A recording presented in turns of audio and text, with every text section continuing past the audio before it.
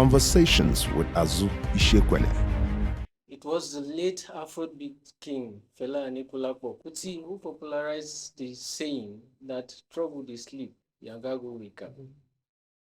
Last time on this channel, we brought you the story of the Sahelian states, Niger, Mali, and Burkina Faso, that are threatening or have left the economic community of West Africa. Today, we bring you the story of another ECOWAS state, Senegal, that has postponed elections for no definite reason, and it is titled Sall. Sall is the name of the Senegalese president. Sall taking ECOWAS from frying pan to fire. That forms the subject of our discussion today on Deepening the Conversation, our interactive segment of Conversations with Azu, a weekly dialogue on life and politics, published on the back page of Leadership newspaper and others besides. Azu, the writer of the column, is as usual here with me to interact on what he thinks is happening in Senegal. Don't go away. Azu, you're welcome to the show. Thanks for having me, Julius. Pleasure for me here. Senegal has just postponed its elections that were built for February 25th to December 15, 2024. The Senegalese president seems to be playing a wild card. He seems to be a good student of, for the benefit of our younger viewers who may not have the history. Let me cast our mind. He seems to be playing the cards in the manner of former military president Ibrahim Babangida, who established a transition program that was supposed to have started in 1987 and terminated in 1990, but shifted from 1990 to 91 to 92. And then when the elections were finally conducted in 1993, he did not hand over to the presumed winner. What's your take on what Macky Sall is trying to do in Senegal? Thank you very much once again for having me, Julius. You know the thing about, we have a very popular saying about the debtor, you know. When a debtor, when a creditor approaches a debtor for payment and the debtor gives a far out date, the debtor probably believes that that day will never come. But that day will always come for you to redeem it. So I'm sure that President Macky Sall in kicking the can down the road to December 15th, as you said in your intro, was hoping that 10 months would be a very long time, but it's not. It's not going to be that long. You recall that I think it was in either July or August last year when this debate or controversy about whether I was going to stand in the next election first really became quite serious. And then initially he gave an indication he was going to run, then he said he was going to stand down. And so I guess that he then woke up on the morning of the day he kicked the can further down the road to say, oh, it's February and it's just going to be about 3 weeks to the elections. And he says, oh, no, we are not going to have elections now. But recall that the initial postponement was indefinite. It was all under pressure and protest from the streets that he then instigated Parliament to give December 15th. But to your question about whether he's a good student. Yeah, good student. Well, I don't know, but he did not start out as a good student. I mean, he did not start out as somebody who will become obviously what we're finding him doing today. He started very well, and in my column, of course, I likened him in many respects to the founding president, of Senegal.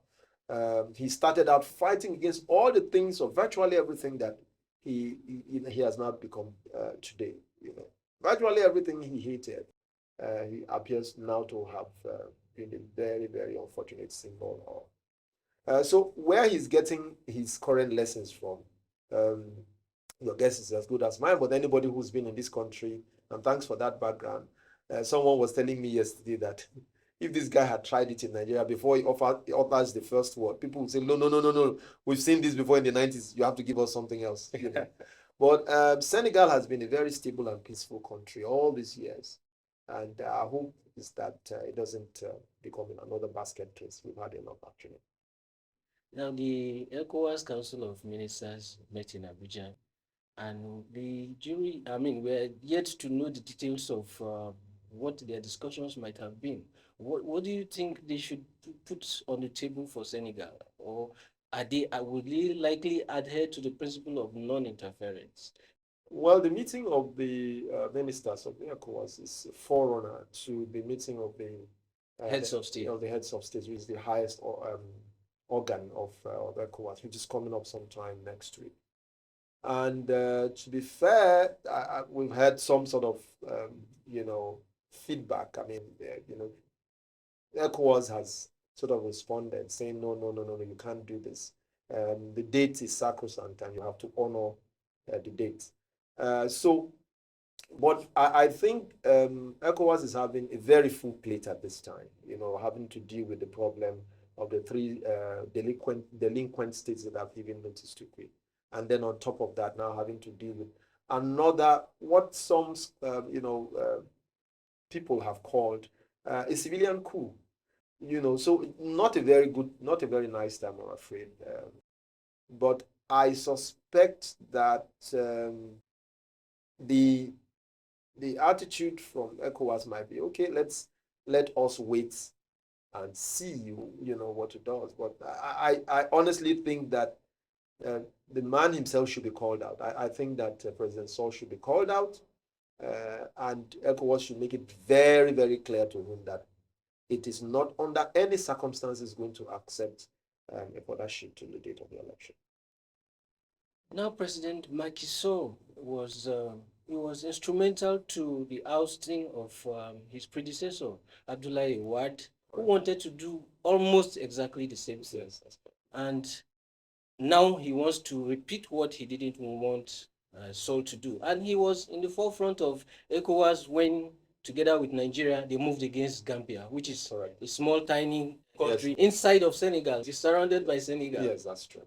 So, what are we looking at? Is there a possibility of him bringing about the circumstances that have led to coup in his neighboring Guinea and Mali and Niger? Well, that's a very frightening prospect. But where we are at now, and given what we know about some sit-tight leaders and how they start, you cannot rule anything out on it. But we're just hoping, and I'm sure that for the sake of Senegalese, who have had a very peaceful and very well coordinated history, I'm hoping that for the sake of Senegal and for the sake of the sub-region, that common sense would prevail sooner than later. It's difficult to second guess him, but his handprint his intentions are all over the place. His handwriting is all over the wall, all over the cookie jar. But we have to find a way to stop him from dipping his hand in that cookie jar. We've had too many people doing that already. One more would be more than too much, I believe, for ECOWAS to do it.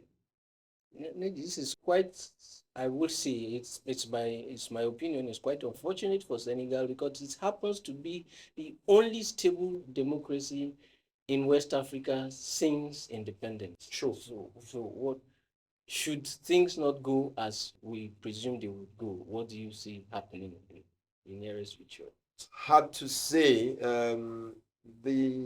The AU has an agenda for 2030, silencing the guns.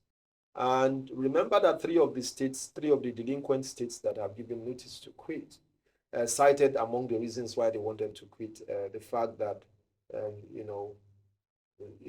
regional leaders are not sufficiently interested in the interference of foreigners, especially of Westerners and Western influence and all of that.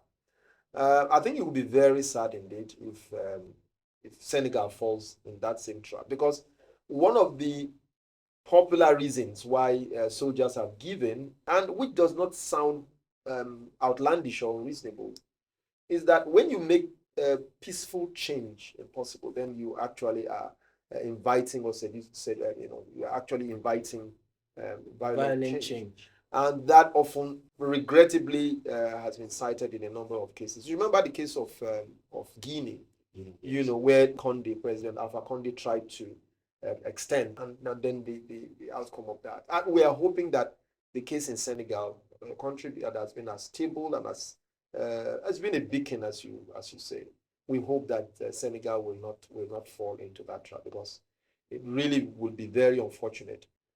We're just hoping that before we get to that point, that common sense will prevail, and the President Sall will pull back and do what is honorable and right for his own sake, for the sake of his legacy, and also for the sake of citizens of Senegal.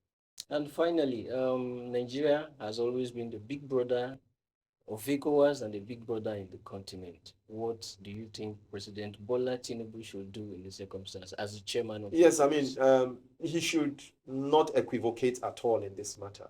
You remember, as I also said in my column, that one of the first promises he made was that he was going to do everything possible to promote a coup-free, Coup-free ECOWAS. ECOWAS when he took over the mantle as chair. Now, he has been tested on this red line many, many times. I do not think that one more test will all go well for him. But I think that Nigeria has the leverage. I think that President Tinubu has the leverage to call President Sall and just pull his ear gently and tell him, you know what, you can't do that, and I think the sooner and the earlier the better for the community. I think so. All right, that is where we leave the conversation for now. Remember to visit our blog, azuishekwene.com, where you find the elaborate content of this discussion and other articles besides. Thank you for coming on the show, Azu. Thanks for having me, Julius. Pleasure. Thank you. Conversations with Azu Ishekwene.